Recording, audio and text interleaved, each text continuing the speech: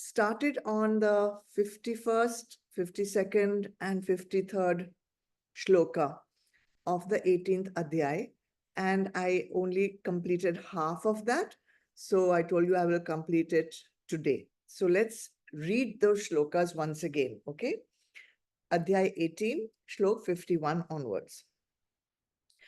Buddhya vishuddhaya yukto dhrityatmanam niyamya cha shabdadin vishayan styaktva ragadvesho vyudasya cha vivikta sevi lagvashi yata vakkaya manasaha dhyana yoga paro nityam vairagyam samupashritaha ahankaram balam darpam kamam krodham parigraham vimuchya nirmama shanto brahma bhuyaya kalpate.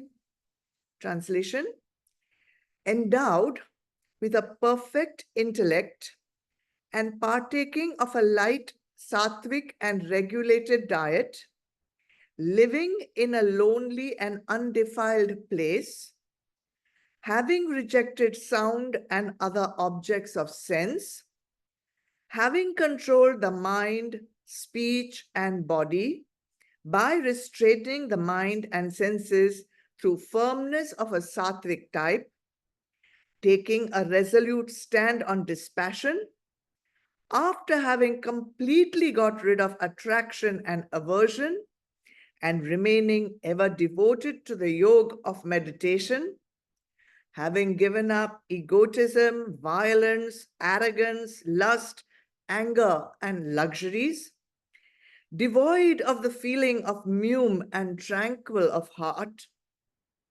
such a man becomes qualified for oneness with Brahma, who is truth, consciousness, and bliss.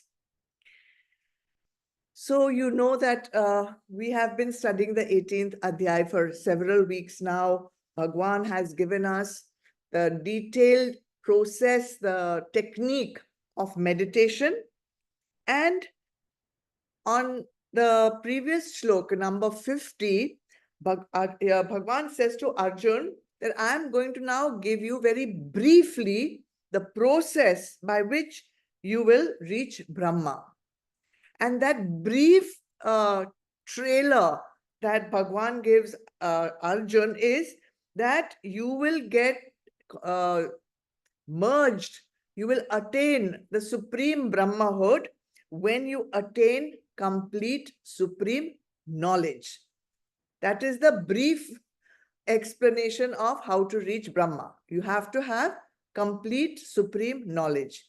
Now, what is the process by which we will reach that state of Brahma Vidya, that state of knowing with direct experience, our Paroksh Anubhuti? How will we know? What is that process, step by step, step by baby step? How will we reach that pinnacle of knowledge is what these three shlokas are telling us. So and there are 12 sadhanas. Okay, I told you last time there are 12 sadhanas. Out of that, 6 I did last Thursday. So I'm starting with the 7th sadhana today. So I also told you that many of these sadhanas are not new. Bhagwan is not telling us anything new now. 18th Adhyay. He's not going to tell you anything new. Basically, Bhagwan is recapping everything that he has said in the earlier 17 Adhyayas. And for us in Siva also, you will find that this is a recap of the sadhanas that we have been practicing for the last 15 odd years. I have simplified those sadhanas. I have put them into language that you can understand, that you can apply in your day-to-day life. So try and match what you have been doing and what Bhagwan is recommending here. You'll find that it is more or less going in tandem. So we go to the 7th sadhana, and that is Yata Vakkaya Manasaha. Bhagwan is telling us that if you want to reach that supreme knowledge, the seventh sadhana you have to do is you have to discipline your organs of action, your karma indriya. Plus, you have to discipline your entire body, and you also have to discipline the mind. Vaka is speech, kaya is body, manasa is mind. So let's talk about Vak first, organ of speech. You know that the tongue has a dual function. It's an organ of perception also, taste, and it's also an organ of action, which is speech. So if you remember in the earlier sadhana, we talked about how to restrain the tongue when it is an organ of perception, taste. Now Bhagwan is addressing the tongue as an organ of action.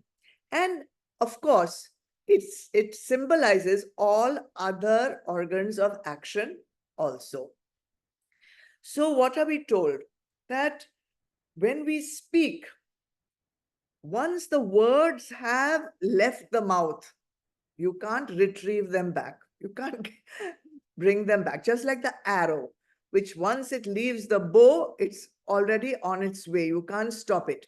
Similarly, the word is an instrument like as dangerous as the arrow. It can pierce someone. And once it leaves the mouth, there is no way of bringing it back. Therefore, we have to process our words. And we have a sadhana in Siva, which we call the triple filter test. Bhagwan has also talked about this sadhana in the 17th adhyaya, I think.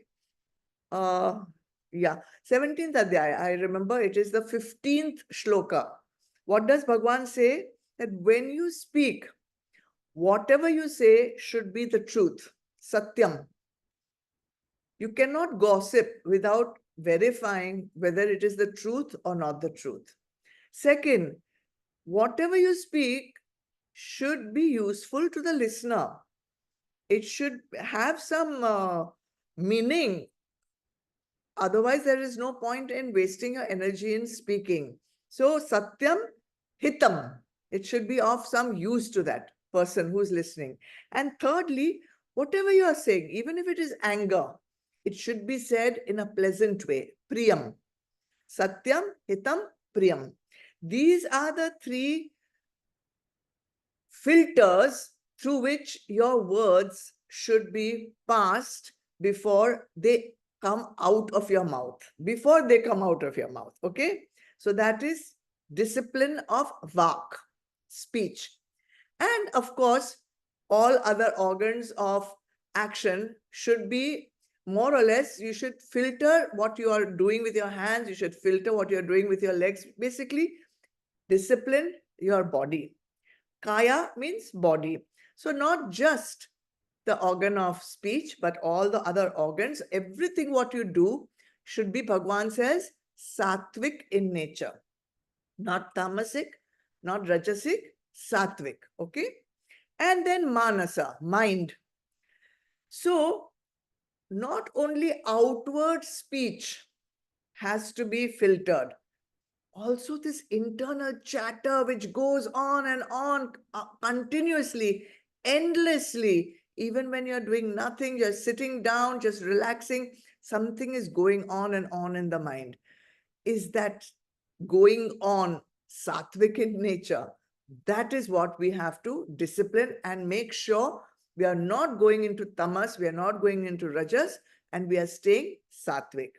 So what is the sadhana for this? This is what we have to do. But how do we do it?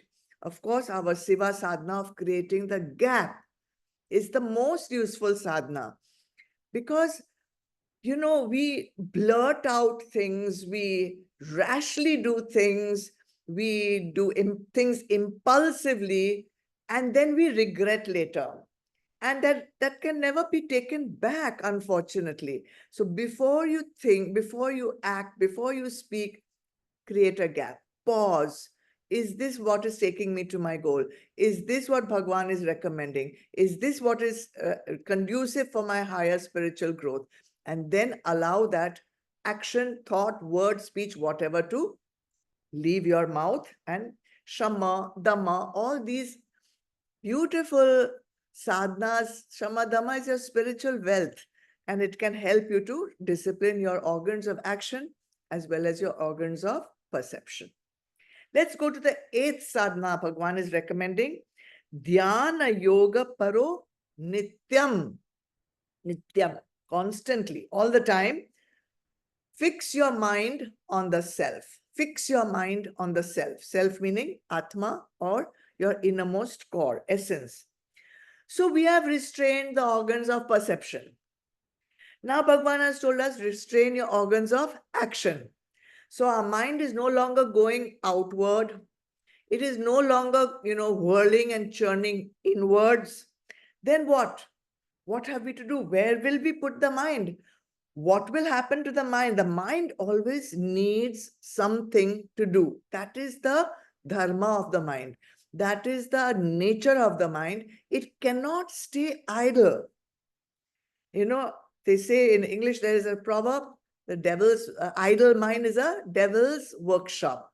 So when your mind has not been given anything constructive, anything sattvic to do, it will wander. It will go and create disturbance. It will go and create problems for you. So now, no inner disturbance, no outer disturbance. What are we going to do with this mind? So here Bhagwan tells us, fix the mind on the self. Once we fix the mind on the self, we will be able to anchor it, and we will be able to sit in meditation. We will be able to sit in contemplation on the self, which is what meditation is all about, the whole technique that Bhagwan has been giving us in this adhyay. And nityam, constantly, because the mind is so chanchal and so fickle, you stop pulling its reins for 1 minute, it will run out into sansar. It will run out into gossip. It will run out into rumination over things that have happened 10 years ago and 15 years ago. Don't allow the reins that your intellect is holding on your mind to become loose at all, ever. That is why Bhagwan has added the word nityam.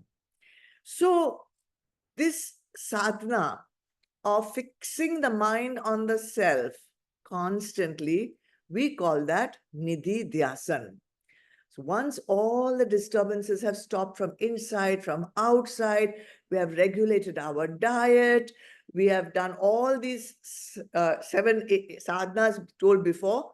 Now is the time to sit, after most of the purification work is complete, sit in silence and focus on the self, nidhi dhyasan. 9th sadhana. What will happen when you sit quietly, fixing your mind on the self, not allowing the mind to go here and there? Vairagyam samupashritaha. You will be able to master the art of renunciation, or the art, what they call, of dispassion. Now you'll remember that there are 4 qualifications required for Gyan Yoga. We call it sadhana chatushthay, meaning to be able to understand the Gyan of Vedant, you need to develop vivek, you need to develop vairagya, you need to develop shat sampatti, and you need to develop mumukshatva. Vivek is the ability, at least theoretically, to discern what is sat, what is asat, and what is mithya. To know what is truth and what is illusion. That is vivek. And once you know what is truth and what is untruth, then why would we want to hold on to the untruth? Why would we want to hold on to the illusion? So vairagya is basically no longer following the illusion and moving towards the truth. So many times people think that vairagya means self-denial. Oh, I should not do this. Oh, I should not go there. Oh, I should not dress like this. Oh, I should not do this. denying. You want to do, but you are denying yourself, and they call that vairagya. Well, in the beginning, it will be like that. But real vairagya is when all your desires, which are there obviously in everyone, naturally drops. You do not have to drop it. You do not have to restrain it. Vairagya happens when it naturally drops. And why will it naturally drop? Because you have understood, you have got one samaj that this thing which I was holding on to and which I was desiring with so much craving and all that is not giving me happiness. So when the understanding comes, naturally it will simply drop. Vairagya is made up of vi and rag. Rag, is attachment, and vi is without. So you engage in the world. It's not about running away from the world. It's engaging in the world without attachment. Vairagya is engaging in the world without any rag, without any attachment. Now, this vairagya happens also to many of us because there are two kinds of vairagya. One, most of us may have experienced already. We call it Karan vairagya. Karan means reason. Meaning, some tragedy happens to us. Some near and dear one passes away. Some death, something, some big tragedy happens. Then we have, oh, what is this life? It's no use. Everything passes. And then you have some feeling that, oh, I need to give up all this because it's of no use. We call that shmashan vairagya. It's very short-lived. Okay, it's very brief. That vairagya, that dispassion is there for a little while, and then you get back into sansar and everything comes back to square one. So this is Karan vairagya. And then there is Viveka Purvak Vairagya. Vairagya, which is filled with Vivek. Remember, I told you, Vivek is knowing what is truth and untruth. When you're filled with that understanding, and then there's a natural dropping of the untruth, the natural dropping of the illusion, then that Vairagya, born out of Vivek, is the Vairagya that we are being advised as the ninth sadhana to develop. Okay. Now this vairagya comes in 4 stages, and you will identify yourself at any of these 4 stages. For different attachments, you may be at a different stage of vairagya. So the first one is called Yatman. Yatman. In Yatman stage of vairagya, you are putting in a lot of effort. You are aware of your attachments.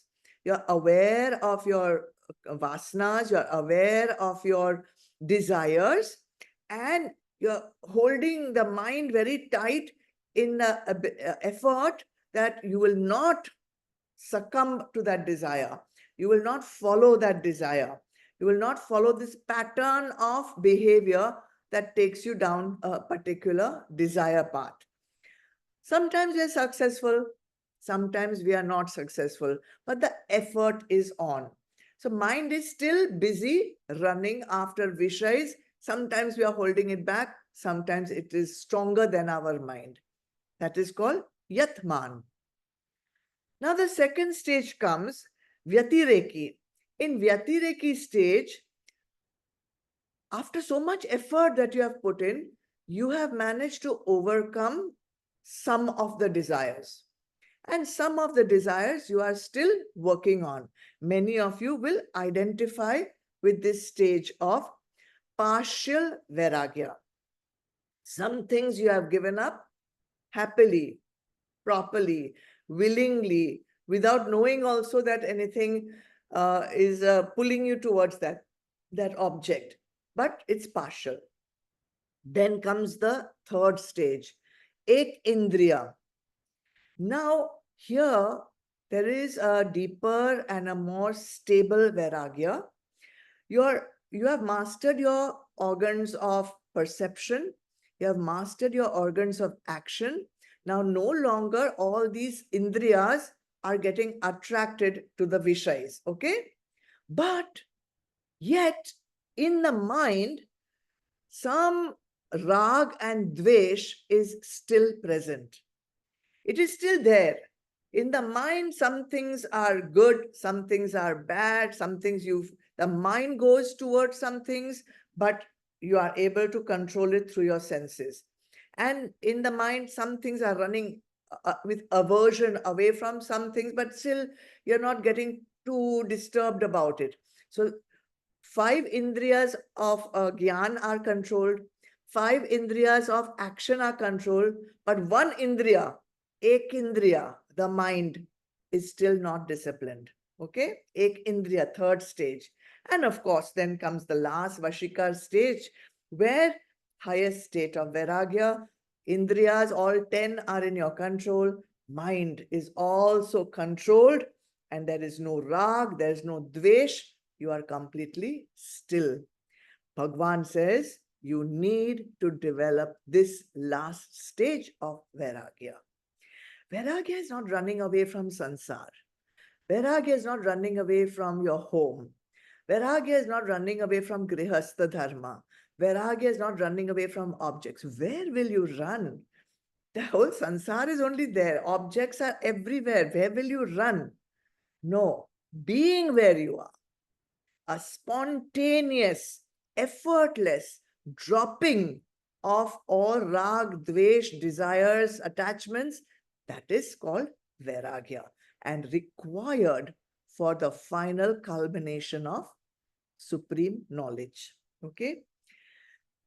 See, when there is a small child and you give that child a doll or you give the child some toy, some talking squeaky toy which squeaks every time you press it, the child feels great pleasure, great joy in playing with that toy. But once the child grows up, 5 years, 4 years, 3 years, whatever, and you give that same toy, will that child feel as much joy and happiness as he felt when he was 1 year old? No. And you take it further and further, the child becomes 15 years old, or a child of your age, 50 years old. The same toy will not give him the same happiness, the same joy. Why? Because you have understood that there is no happiness in this object. Right now, if I give you one doll and I'll say, now be happy with this doll, you say, what can I do with this doll? This doll cannot give me happiness. In the same way, whatever is your object of desire, when you will understand that this object is not going to give me happiness, drop it like a hot potato. And that is vairagya. Okay. What is the sadhana for this? I had called this sadhana rise in joy. Rise in joy means whatever gives you joy, you need to elevate that object of joy. So in the beginning, sensual pleasures, sensual objects will give you joy, right? Then maybe money, fame, power, position, that may give you joy. Then maybe the number of things you possess, how many shoes do you have, how many bags, how many homes, how many, I don't know what all, you like to collect things. The more you collect, the more happy you feel. Relationships may make you feel happy, but at least that is better than all this money, fame, power, position. What else?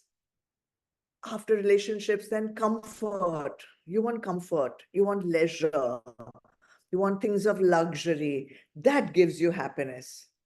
And then maybe you transcend that also. Then you just feel that if I'm not troubled with all these diseases or these bodily sensations or these bodily discomforts, all these vyavaharik problems, then that gives me joy. I'm freedom from those things.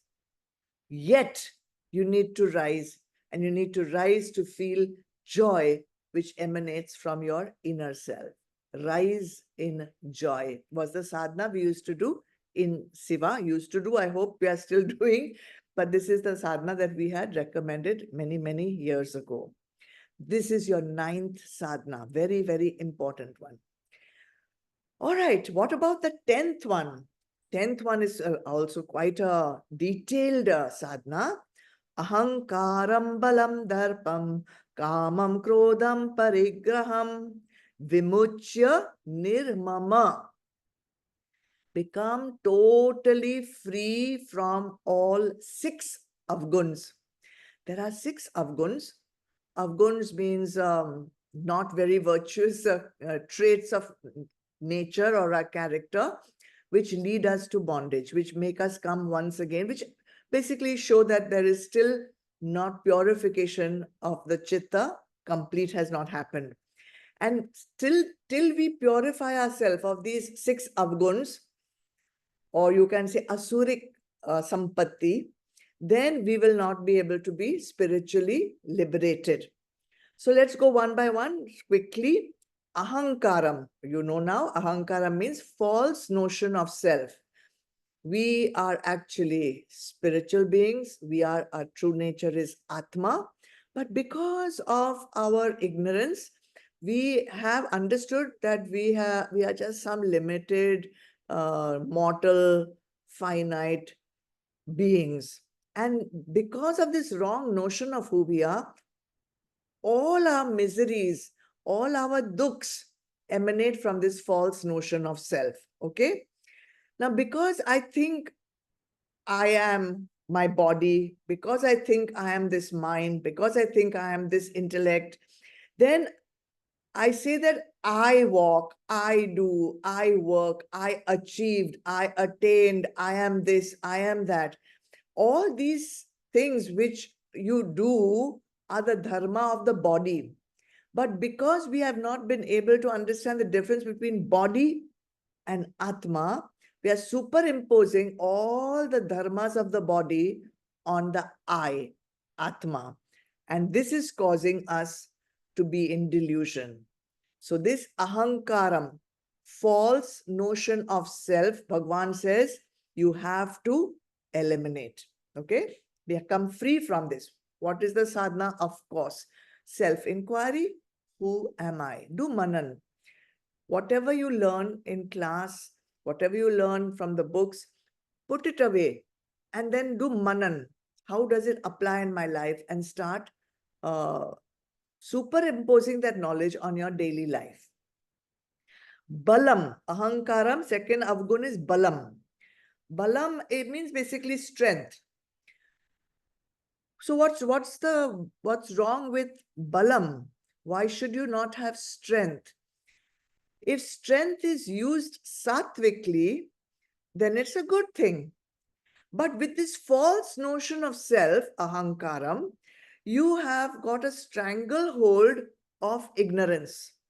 You are using your strength for the wrong purposes. You're using your strength to fulfill your desires. We are using our strength to fulfill our attachments, and they are getting stronger and stronger. Basically, it's a stranglehold, and it is not allowing you to move towards your freedom. So let go. Vairagya. Allow that vairagya to happen, not only of objects, but also vairagya of your false notions. And because the second meaning of this balam also becomes violence. Because you see, when you have this notion of yourself and you have this strong stranglehold of desires, when the desire is not fulfilled, it will lead to violent thoughts and violent actions. So balam, strength used rajasically, or balam, strength used tamasically, is an avgun. So use your balam sattvically for your spiritual goal. Okay? Upasana can help you, letting go of the avgun by introspection is the sadhana that you would use here. Darpam, arrogance. See how it is all linked together. Ahankaram, false notion of self. Balam, holding on to that false notion strongly. The fatter the sense of the self, the more arrogant we will feel about ourselves.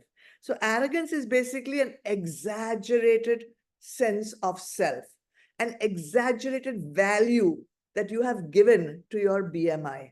I am so great. I am so pious. I am such a good sadhak. I do sadhak so beautifully. I never speak lies. This is arrogance. Humility is the sign of spiritual evolution. The more humble you are, the more evolved you will be, the more arrogant and more vain and proud you are of your achievements.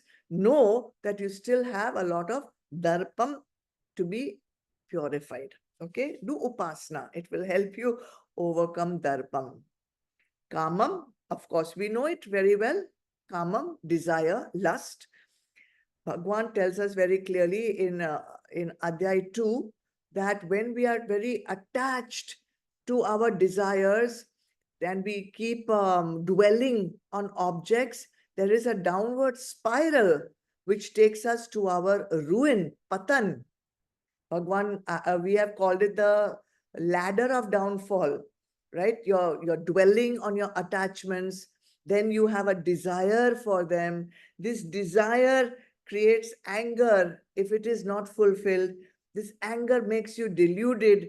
The delusion leads to confusion of memory. You forget who you're talking to, you forget your knowledge, you forget everything, and therefore buddhi stops working. And once buddhi stops working, there's no difference between you and an animal, because that buddhi is the only thing that differentiates you from animal. And that is when this balam starts working with animalistic tendencies. So that is why ahankaram, balam, darpam, kamam, krodham, anger, just as we said, no, if there is no fulfillment of desire, anger. When will anger go? When desires are overcome. That is all. Don't try to go for big therapy sessions for anger management. No, work on your vasanas, work on your desires. And finally, the sixth one, parigraham. Parigraham is accumulation of possessions, lots of things you want to own. And how many shoes should I have? One shoe for every outfit, the color matching and all. We see many reels on social media of how many shoes a person has and how many bags a person has and how many cars a person has. Unfortunately, because of lack of knowledge, true knowledge, of course, we have equated the value of a person with the number of things he possesses. He has more homes, good value. More cars, more value. More possessions, more value. More jewelry, oh, very great person. If even one of these things is snatched away, his happiness is devastated. So what is the great thing of these objects that you want to keep gathering and hoarding and proving that you are a great person through possessions? Once these 6 avguns get eliminated, Bhagwan says, doors of freedom will open up. Ahankaram, balam, darpam, all 6 of them. Okay. So how will I do this? Of course, keep coming to satsang, keep listening to this thing, Shravan, and then do manan and apply it in your life, implement it in your life. 11th sadhana. Now we are almost coming to the end of the entire process through which we can come to the doors of freedom. And that is called nirmama. Mama means mine, possession, mine. Nir, not mine. No mineness. This false notion of I, being the body, mind, intellect, spontaneously gives rise to my. I exists, then my automatically comes. If I am there, then my body. Then I comes as a body, then my family, my home, my education, my hobbies, my shoes, my objects, my. This my is of the body. Everything may belong to the body, if at all it can belong. But it cannot belong to I, the Atma. Atma cannot possess anything. So once this object, false notion of I goes away, ahankaram, then automatically the false notion of my will also go away. Aham gives rise to mama. When aham goes, mama goes, and the true I, Atma, reveals itself. Okay?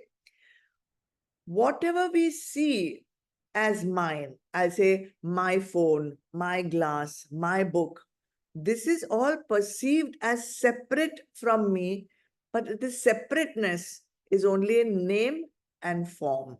And we know that name and form is mithya. This kind of understanding, this kind of samaj needs to be applied in our life. When something of mine gets lost, my something gets broken, my something gets, there is no my. I is Atma and it does not possess anything. It's free. It's already liberated. Finally, Bhagwan says, the 12th state will happen, and that is called Shanta. Bhagwan says, be peaceful. All your internal disturbances have been eliminated. All the outward disturbances have been eradicated. Then what remains? Shesh. What remains is your peaceful state. Shant.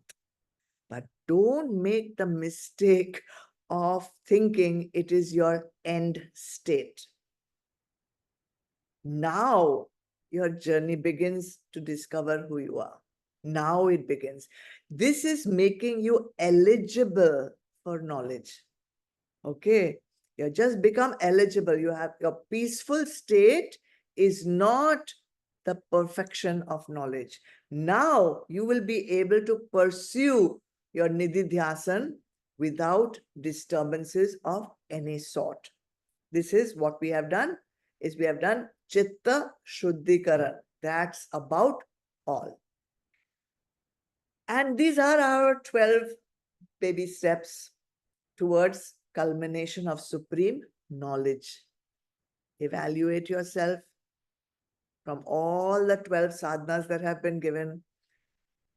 Don't get discouraged. You know, this is a lifelong process. Even after reaching Shanta, process continues. So be established in Shanta. Remember, none of the other things matter, because matter is not who you are. You are consciousness. That's all. So don't let matter matter to you anymore. Be focused on yourself and recognize who you are. Do this till we meet again next Thursday. God bless.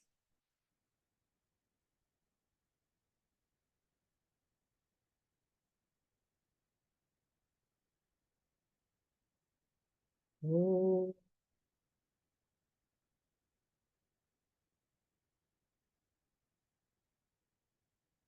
Oh.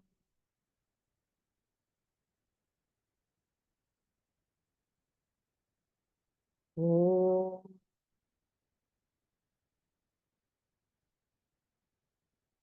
Asato ma satgamaya tamaso ma jyotirgamaya mrityurma amritam gamaya.